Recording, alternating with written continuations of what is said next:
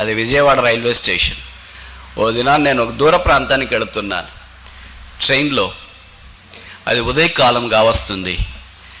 ఉదయకాలం Vijayawada railway station అంటే ఎంత రద్దీగా ఉంటుందో నాకంటే మీకు బాగా తెలుసు అనుకుంటా. ప్రతి ప్లాట్ఫాము ప్రయాణికుల చేత కిక్కిరిసిపోయింది. వీటన్నింటి మధ్యలో పానకల పొడకల మాదిరి ఇడ్లీలు, దోశలు, టిఫిన్లు అమ్మేవాళ్ళు అడి ఇటు తిరుగుతూ ఉంటారు. వాళ్ళదే రాజ్యం, ఎందుకంటే రైల్వే స్టేషన్ వాళ్ళదే. ఏసీ కంపార్ట్మెంట్లో నేను ప్రయాణం చేస్తున్నా, దిగాను. పక్కన జనరల్ కంపార్ట్మెంట్ ఉంది. ఇంకా దాంట్లో కాలు పెట్టడానికే స్థలం ఉండదు. ఒక భార్య భర్త, 2 పిల్లలు కలిసి మధ్య వయస్కులు దాంట్లో కాలు పెట్టబోతున్నారు.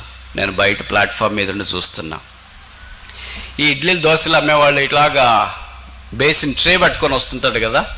ఈయన ఎక్కేటప్పుడు కొద్దిగా తగిలింది అంతే. తగిలితే వాళ్ళు ముందే సరిగ్గా బ్యాలెన్స్ పట్టుకొని 2 చేత్తో అది బోర్ల పడింది. బోర్లు పడితే పడిని వెతుకోవాలి కానీ, పడిన ట్రైన్ పట్టుకోవాలి కానీ, ఆ వెండర్ అంటే ఇడ్లీలు, దోశలు అమ్మేవాడు వాళ్ళు వదిలేసి ఏ వ్యక్తి అయితే ఆ రైల్లోకి ఎక్కుతున్నాడు కుటుంబంతో పాటు ఆయన చొక్కా పట్టుకుని లాగాడు. ఒక్కడే ఉన్నాడు, ఎవరి దగ్గరికి వచ్చేవాళ్ళు లేరు. ఇప్పుడు ఈ వెండర్స్కి ఒక అసోసియేషన్ ఉంటుంది.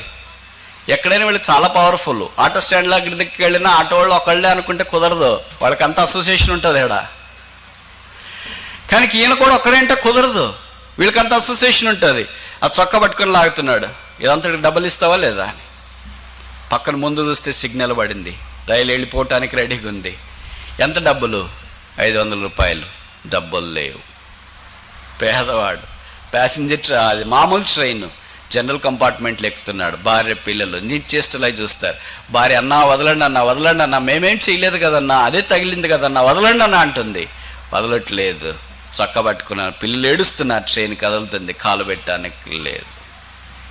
ఇప్పుడు ఎవరు విడిపిస్తారు? అప్పుడు ఆ ప్లాట్ఫామ్లో వ్యక్తి ఒక దగ్గర వచ్చిండు. ఏ చొక్కాది అన్న తీసాడు. ఏం సార్ మీరు చొక్కాది అంటున్నారు? ఎందుకు చొక్కా పట్టుకున్నా? నా ఇడ్లీల బాక్స్ అంతా పడిపోయింది. ఎంత దాని వేళ? 1000 రూపాయలు. జోబిలో నుండి 2000 రూపాయల నోటు తీసి ఇచ్చాడు. ఇదిగో తీసుకో. ఆయన వదిలేసాడు. ఇప్పుడు ఏం చేస్తాడు అనుకుంటారు? వదిలేయబడిన వ్యక్తి ఎవరైతే 2000 ఇచ్చి ఆయన విడిపించినారో ఆ వ్యక్తి వైపు చూస్తూనే అలాగ నిచ్చేస్తాడుగా నిలబడిపోయాడు. ఆయన అన్నాడు, నన్ను ఏం చూడాల్సిన పని లేదు, నీ భార్యను, పిల్లలను చూడు. ఇది వెళుతున్న ట్రైన్ ఎక్కు. ఈ దృశ్యం చూస్తే నా కళ్ళు చెమ్మగిల్లాయి. మన పరిస్థితి కూడా అదే. సాతాను మనం పాపం చేసిన దాన్ని బట్టి చొక్కా పట్టుకొని అన్నాడు, ఇప్పుడు ఈ పాపానికి శిక్ష నువ్వు భరిస్తావా లేదా? భరించకపోతే నేను విడిచిపెట్టను, భరిస్తే నీవు ఇక్కడే ఉంటావు. విడిపించడానికి ఎవరున్నారు? నాకెవడునో లేడు. నా కులస్తులు ఏమయ్యారు, ప్రాంతస్తులు ఏమయ్యారు, మతస్థులు ఏమయ్యారు, తెలిసిన వాళ్ళు ఏమయ్యారు, ఇరుగు పొరుగు వారు ఏమైపోయారు తెలియదు. ఏమయ్యారు? అందరూ అదే స్థితిలోనే ఉన్నారు. ఎవరికి ఎవరునో లేరు. అప్పుడు వచ్చాడు ఒక మధ్యవర్తి. చూడండి కీర్తనలు 69:20. Psalm 69:20. 69వ కీర్తన 20 వచ్చినాం. Psalm 69:20. 69వ కీర్తన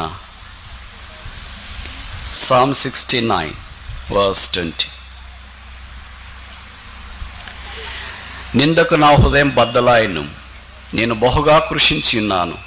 కణించి వారి కొరకు కనిపెట్టుకుంటేనే కానీ ఎవరునూ లేకపోయిరి. ఓదార్చు వారి కొరకు కనిపెట్టుకుంటేనే కానీ ఎవరునూ కానరారాయి. ఎవరు లేనప్పుడు ఇప్పుడు ప్రభు వచ్చినాడు. ఆ వ్యక్తి పడి ఉన్న స్థితి చూచాడు. లేచి నీ పరుపెత్తుకొని నడవము. Arise, take up your bed. లేచాడు, పరుపెత్తుకున్నాడు, వెళ్ళిపోయాడు. ఆశ్చర్యం, అద్భుతం, ఆశ్చర్యకరమైన విధానంలో దేవుడు సహాయం చేస్తూ వచ్చినాడు. ఈ దినాన మనం కూడా అలాగొచ్చి పడిపోయా. ఈ బెతెస్దా కనికరం 5 మంటపాలు, ఎందుకు 5 ఉన్నాయి? 6 ఉండొచ్చుగా, 4 ఉండొచ్చుగా. బహుశా కొంతమంది అంటారు ఈ 5 మంటపాలు యేసుప్రభు 5 గాయాలను జ్ఞాపకం చేస్తున్నాయంట. 2 చేతుల్లో మేకులు, కాళ్ళల్లో మేకులు, ప్రక్కలో బల్లెపోటు, తల మీద ముళ్ళ కిరీటం. ఆ మంటపము 5 మంటపాలని యేసుప్రభు యొక్క శిలువ దగ్గరికి పాపాత్ముడైన మానవుడు వచ్చినప్పుడు నన్నెవరునూ దించటానికి లేరు అనవలసిన అవసరం లేదు. ఏ ఒక్కరు నా కొరకు ఇక్కడ లేరు అనవలసిన అవసరం లేదు. మన పాపములన్నింటినీ సిలువలో మోసుకుని వెళ్ళటానికి కొరకే యేసు ప్రభు వారు సిలువ మీదకి వెళ్ళాడు. ఆయన తలంతా ముళ్ళ కిరీటం చేత అలంకరించబడింది. ఆయన ముఖమంతా ఉమ్మి చేత అలంకరించారు. ఆయన దేహమంతా కోడాలతో దున్నారు. ఆ చాళ్ళను పొడవుగా లోతుగా చేశారు. ఆయన ప్రక్కన బల్లెముతో పొడిచారు, చీల్చివేశారు. ఆయన చేతులు మేకులు, కాళ్ళు మేకులతో దించబడ్డాయి. ఆ శిలువ మీద పడిపోయిన మానవుని కొరకై దేవుడు తానే నిలువబడ్డాడు. ఆయన నిలబడకపోతే పడిపోయిన మనము లేచి నిలబడాలి. ఆయన నిలువబడి రక్తము కార్చి చనిపోయి సమాధి చేయబడి తిరిగి లేపబడ్డాడు. నాకెవడనూ లేడనకుండా అక్కడ ఆయన వచ్చి వాణ్ణి చూచి ఎరిగి మాటలాడి స్వస్థపరిచినాడు. ఈ 38 ఏళ్ల నుండి బాధపడుతున్నవాడు ఒక్కసారి పరపెత్తుకొని బరుగుతుంటే ఎలాగుంటాడు ఊహించుకోగలమా? అదే చెప్పనశక్యమైన మహిమాయుక్తమైన సంతోషం, అదే పాప క్షమాపణ పొందితే కలిగే ఆనందం, అదే సంతోషం, అదే సమాధానం, అదే యేసుప్రభు ఇచ్చే నెమ్మది, విశ్రాంతి. కనుక అలాంటి దాంట్లోనికి ఈ దినాన మానవుని తీసుకురావాలని దేవుడు సంకల్పిస్తున్నాడు. దేవుని జనమా, ఎంతకాలం ఈ పాప రోగంలో పడి ఉన్నాం. ఎవరు నన్ను దించడానికి సహాయం చేయడానికి లేరని కేకలేస్తున్నా. ఒకరోజు సెలవు వచ్చింది, ఇలాగ ఆదివారం. తండ్రి అన్నాడు, కుమారుడా ఈరోజు ఆదివారం సెలవు కదా, ఏం చేస్తామన్నాడు. కొడుకు చెప్పాడు, డాడీ నాన్న మనం వెళ్ళి చేపలు పడదామన్నా. పాశ్చాత్య దేశాల్లో చేపలు పట్టడం అనేది సరదా, మన మాది వృత్తి కాదు అది. ఖాళీగా ఉన్న వాళ్ళంతా, సరదాగా ఉన్న వాళ్ళంతా, టైంపాస్ కావాలనుకున్న వాళ్ళంతా సెలవుల్లో చేపలు పట్టడానికి వెళుతుంటారు డబ్బులు ఉన్నవాళ్ళు. అలాగే అబ్బాయి చేపలు పట్టడానికి వెళదామని అన్నాడు. చేపలు అంటే వలలు తీసుకుని వెళ్ళేది కాదు, ఏమంటారు గాలమా, దాన్ని తీసుకుని వెళ్ళేది. బహుశా మీ మాదిరి బంగాళాఖాతం దగ్గరలో ఉంటే దానికి వెళదామన్నారు. అప్పుడు తండ్రి కుమారుడు అన్నాడు, నాన్న నేను ఒక్కడే కదా, నాకు ఒక స్నేహితుడు ఉన్నాడు, వాడు కూడా వస్తాడంటే ఖాళీగా ఉన్నాడు అన్నాడు. సరే అబ్బాయిని కూడా తీసుకొని రా అన్నాడు. ఇద్దరు కుమారుని స్నేహితుడిని ఆయన ముగ్గురు కలిసి ఒక చిన్న దోణిలో సముద్రంలో బయలుదేరారు చేపలు పట్టడానికి. కొద్ది దూరం పోయిన తర్వాత సముద్రం అల్లకల్లోలమైంది, గాలులు ఎక్కువైపోయిన ఆ దోణె తిరిగి పడిపోయింది. అప్పుడు తండ్రి, కుమారుని స్నేహితుడు సముద్రంలో ఉన్నారు. విచిత్రము విధి ఏంటంటే తండ్రికి మాత్రమే ఈత వస్తుంది, కొడుకు రాదు ఈత, కొడుకు స్నేహితునికి కూడా ఈత రాదు. ఇప్పుడు తండ్రి ఇద్దరికి సమాన దూరంలో ఉన్నాడు. కొడుకు కేకలేస్తున్నాడు, నాన్న నాన్న నాన్న save me, help me, help me, save me. అలల్లో పైకి తేలుతున్నాడు, నన్ను రక్షించు, నన్ను రక్షించు, నన్ను రక్షించు, నన్ను రక్షించు. ఇక్కడ తన కుమారుని స్నేహితుడు కూడా కేకలేస్తున్నాడు, అంకుల్ నన్ను రక్షించండి, నన్ను రక్షించండి, నన్ను రక్షించండి. తండ్రి మధ్యలో ఉన్నాడు, ఒక్కరిని మాత్రమే కాపాడగలడు. ఇప్పుడు ఇద్దరిలో ఎవరిని కాపాడింటాడు తండ్రి అని మీరు అనుకుంటారు? కొడుకునా, కొడుకు స్నేహితున్నా? ఏ తండ్రి అయినా కొడుకంటే మమకారం, కడుపు తీపి, అది రక్తంలో నుండి పుట్టుకొని వస్తుంది. దాన్నే DNA అంటారు.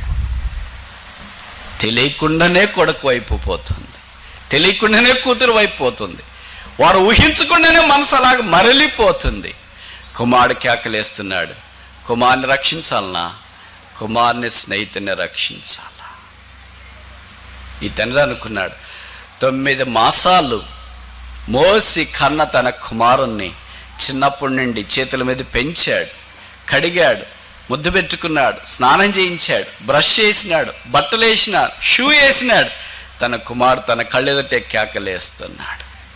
ఈ వైపేమో ఎవరో తెలియదు, ఆ పిల్లోడు ఎలాంటి వాడో తెలియదు, ఎక్కడి నుండి ఉన్నవాడో తెలియదు, కానీ ఆ పిల్లవాడు కూడా కేకలేస్తున్నాడు, హతవిదా, ఇప్పుడు మార్గం ఏంటి? ఇద్దరిని రక్షించడం వీలు కాదు, అందుకే ఒక్కరినే రక్షించాలి. ఇప్పుడు ఈ తండ్రి ఏమనుకున్నాడంటే తన కుమారుని స్నేహితుని రక్షించుట కొరకై వెళ్ళాడు. ఆ స్నేహితుని భుజం మీద వేసుకున్నాడు, ఒడ్డుకు వచ్చినాడు. ఆ స్నేహితుడిని పక్కన పడేసి తిరిగి తన కుమారుని సముద్రంలో నుండి తీసుకురావాలని బయలుదేరటానికి పూనుకున్నాడు. కుమారుని స్నేహితుని యొక్క శవం భుజం మీద ఉంది. ఎక్కడున్నాడా నా కుమారుడు, ఏ అలల మీద ఉన్నాడు, ఇంకా బతికే ఉంటాడు కదా అనుకొని ఇలాగ పెట్టి చూస్తున్నాడు. అలలు ఉప్పెన వచ్చి ఒకటి కాళ్ళ దగ్గర తగిలింది. ఏంటా అని చూస్తే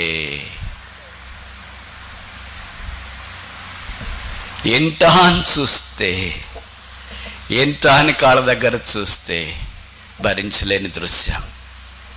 తన కుమారుని శవం పాదాల దగ్గర, తన కుమారుని స్నేహితుని యొక్క ప్రాణం భుజం మీద. ఇది సముద్ర తీరాన ఉన్న తండ్రి యొక్క ప్రేమకు నిలువెత్తటి నిర్వచనం. ఈ సీన్ కట్ చేసి యేసుప్రభు యొక్క సిలువ ప్రేమ వైపు దీన్ని అన్వయించుకోవటానికి మనం ప్రయత్నిస్తాం. దేవుడు తన ఏకైక కుమారుణ్ణి, అద్వితీయ కుమారుణ్ణి, ముద్దుల కుమారుణ్ణి, ప్రేమైన కుమారుణ్ణి, దావీదు కుమారుణ్ణి, శ్రేష్ఠ కుమారుణ్ణి, మహిమలో ఉన్న తన కుమారుణ్ణి ఈ భూమి మీదకి తను పంపించినాడు.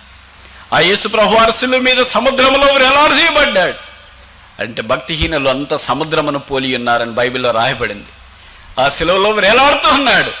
ఆయన తల నుండి కాళ్ళ దాకా రక్తసిక్తమైన దేహం ఆ శిలువలో వేలాడుతూ ఇలా కేకలేశాడు, నా దేవా, నా దేవా, నన్నెందుకు చేయి విడిచితివి. ఆ కేకకు తండ్రి నుండి స్పందన లేదు. ఆ యేసు ప్రభు యొక్క స్నేహితులమైన మనము ఆ శిలువ దగ్గరకు వచ్చి శిలువ ప్రేమను చూసి కేకలేశాం, దేవా, పాపినైనా నన్ను కరుణించు. ఒకవైపు మన కేకలు తండ్రికి వినబడుతున్నాయి, ఒకవైపు తన కుమారుని యొక్క కేకలు తండ్రికి వినబడుతున్నాయి. ఈ తండ్రి ఎవరి కేకల్లో విన్నాడు? తన కుమారుని స్నేహితుని రక్షించిన తండ్రి దగ్గరకు వచ్చి అడిగారు విలేకరులు, ఎందుకు నీ కుమారుని వదిలేసి నీ కుమారుని స్నేహితుని రక్షించిన?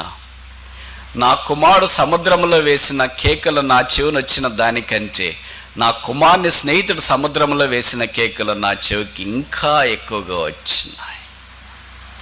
ఆ కేకలకు నా హృదయం బద్దలైంది. అందుకే కుమారుని స్నేహితుని దగ్గరికి వెళ్ళి రక్షించాను. ఇది మన విషయం కూడా అదే. తన కుమారుని శిలువ మీద అప్పగించి మానవులు చూసేటట్టు చేసి మానవునకు పాత్రమైన మనల్ని, దేవుని ఉగ్రత కింద ఉన్న మనల్ని రక్షించడం ఆయన అభీష్టమైంది. ఇప్పుడు మనం ఆయన భుజం మీద ఉన్నాం. ఆయన కుమారుడు శవముగా మార్చబడ్డ. దైవమా, ఇది ఏమి ప్రేమ! దేవా, ఇది ఏమి త్యాగము!